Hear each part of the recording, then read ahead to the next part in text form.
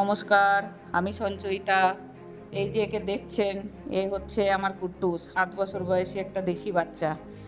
এদের না কোনো চাহিদা নেই, জানেন তো, আমাদের মতো। দিনে ২ বেলা যদি পেট ভরে খাবার পায় আর বছরে ২টো ইঞ্জেকশন, তাহলে এদের জীবনটা খুব সুন্দর হয়ে ওঠে। এরা কামড়ালেই যে র্যাবিস হয়ে যায় সেটা কিন্তু ভুল ধারণা। এরা কামড়ালে আমরা কিন্তু সরকারি হসপিটালে ফ্রিতে অ্যান্টি র্যাবিসের ভ্যাকসিন পেয়ে যাই।